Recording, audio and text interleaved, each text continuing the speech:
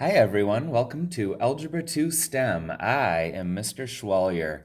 Today we are going to fill in today's notes in our student journal for the first lesson of the year, which is section 1.1. This lesson has two parts.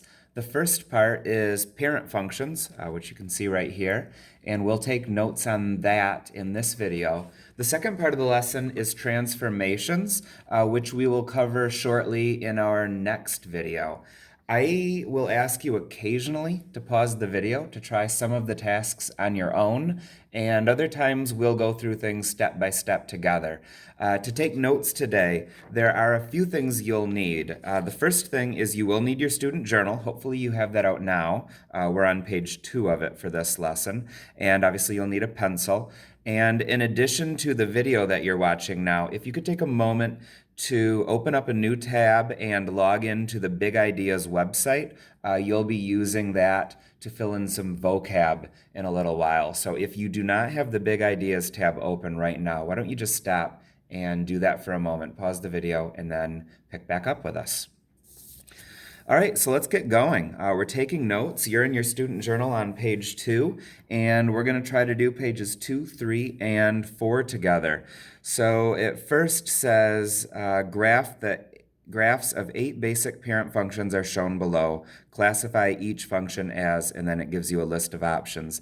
These are things that you did do in Algebra 1, so this is going to be a bit of a review for you, but it has been a while. What I'd like you to do is pause the video now and see if you can on your own answer A through F, and then you'll notice it carries over to page 3, G and H. So give that a try, and then when you're set, unpause the video and we'll go over it together. Okay, we're back. Let's take a look at the first one. This is an absolute value function. Anytime it looks like a V that's either going up or an upside down V, you can know that you are looking at an absolute value function. The second one, hopefully you chose that it is a square root function.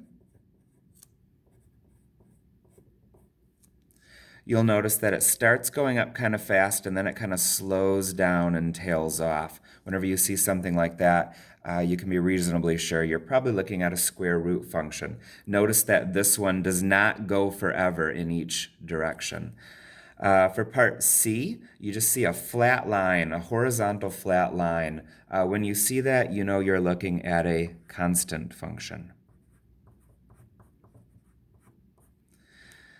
Going on to part D, you notice that it starts out very, very slowly. It kind of does the opposite of the square root. This time it starts out very slowly and then it starts going up very fast, or maybe you'd see it go down very fast. When you see that, you are looking at an exponential function.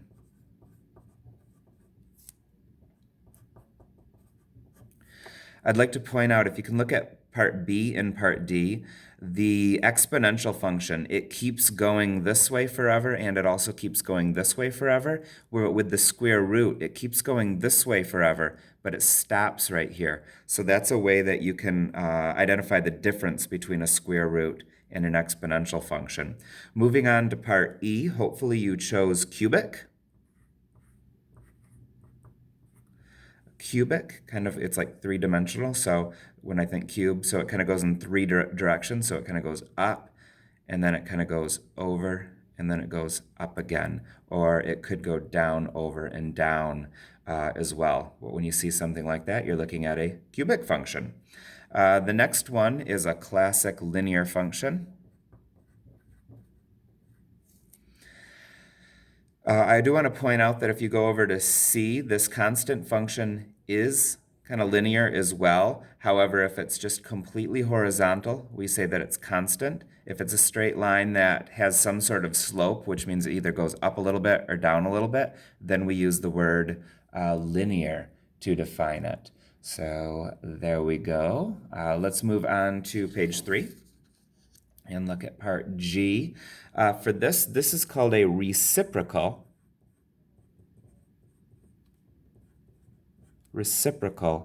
function. And When you look at a reciprocal function, you're going to see that it gets broken apart. So right here, the function gets broken apart. It actually gets broken apart right here too, and it kind of splits into multiple pieces. When you see something like that, you are very often looking at a reciprocal function. Another word that people use to describe this graph is rational. So I'm going to have you write that too, please, because actually over the course of the year, you'll probably be using the word rational often more than you use reciprocal. We'll talk about the differences. There's slight differences between them, and we'll discuss that later in the course. And then finally, for part H, hopefully you said that this is a quadratic.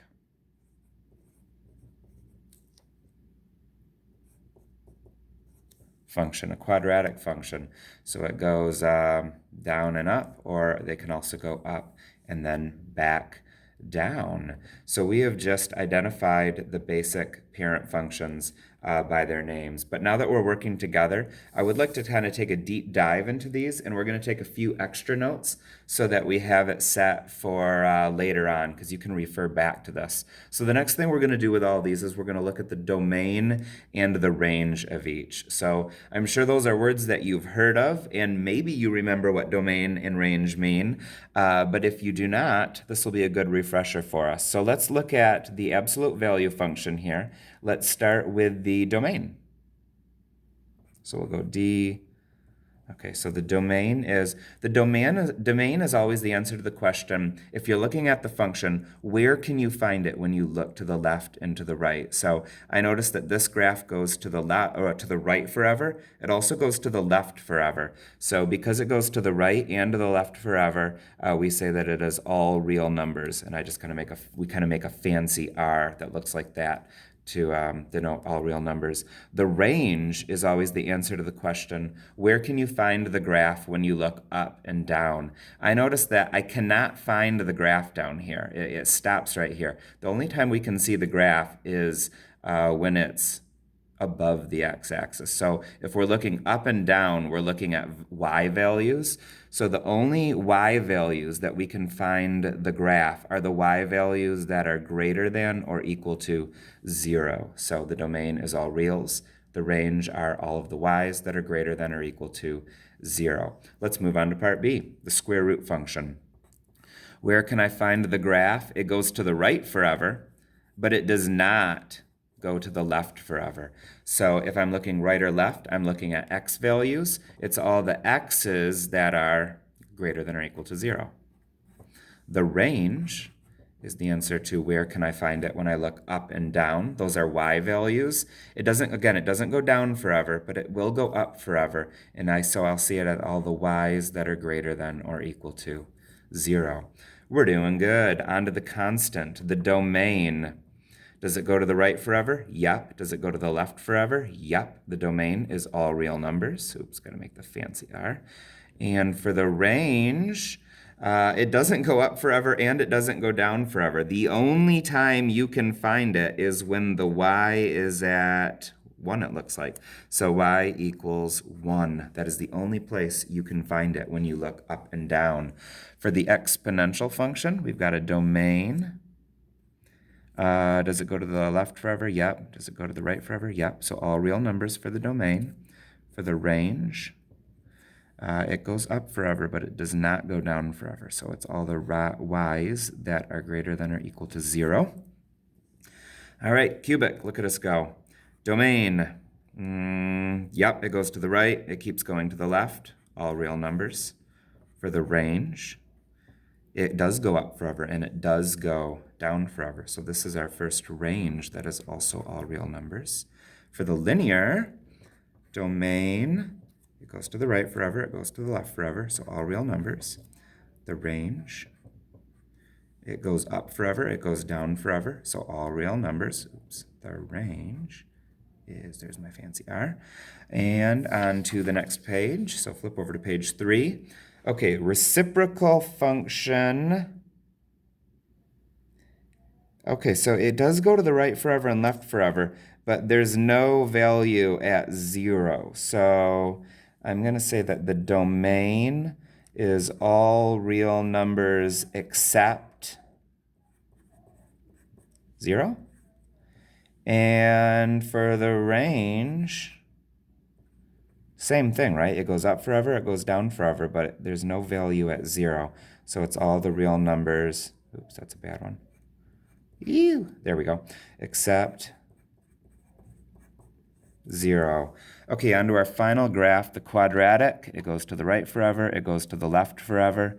So the domain will be all real numbers. And for the range, it does go up forever, but it does not go down past 0. So the range is all of the y's that are greater than or equal to 0. Let's see. What are the characteristics of some of the basic parent functions? I suppose there's a lot of things you could answer for that, but I would argue that we've just answered a lot of those questions by answering the domain and range of each one. So we're going to say that these are our answers for number 2. Same with all these. We've just gone over a lot of the basic characteristics of them. And then for number 3, it says, write an equation for each function for each of these graphs, then verify using a graphing calculator. Instead of writing that right here, why don't we write the equation for each of these graphs right by the actual graph? That'll be easier for you when you want to look back and refer to it later. So let's go back to page 2. Let's take a look at this one. The basic absolute value function equation is y equals, the absolute value symbol is 2 straight up and down bars like that. And then we'll go like that. Actually, instead of saying y equals, sorry, I'm going to make you erase. Let's say f of x. We'll use function notation. There we go. All right, on to the square root. So this is going to be f of x equals the square root of x. For part C, the constant, f of x, the function will always be at 1, won't it? All right, exponential is going to be f of x equals 2 raised to the x power. The cubic is f of x is equal to x cubed. And for the linear, f of x equals x. Let's go on to page 3 to wrap it up.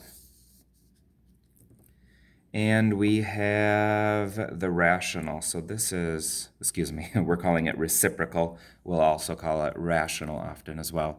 F of x equals 1 over x. And finally, for the quadratic, f of x equals x squared. And these are all things you did study in Algebra 1. However, that was a couple years ago, so it's good that we have this little bit of a refresher. We're going to do one more page before we break for this video and then move on to the second part of today's lesson. And that is, I'm going to have you go to page 4, and I want you to write down all of the definitions to these vocab words. Whenever you have to write down vocab words and you want to find them, you're going to do that in Big Ideas. That's why we opened up that second tab. So will you please right now go over to your second tab on your Chromebook, and your first step would be to be in Big Ideas, which hopefully you've already done. Once you're in Big Ideas, you'll click on Dynamic Classroom. After that, your next step will be to get yourself to section 1.1. Then you would select objectives and vocabulary. And then finally, you would click on each of these vocabulary words that would pop up on your screen. And as you click on each word, it will then give you the definition of the word. And that's what you would write here, here, here, here, and here. This part of the notes we've already gone over extensively right here and here. So to finish this video, I simply need you to head on to Big Ideas, wrap this up, and then we'll be able to take a look at the transformations in a moment in our next video. Thanks for watching.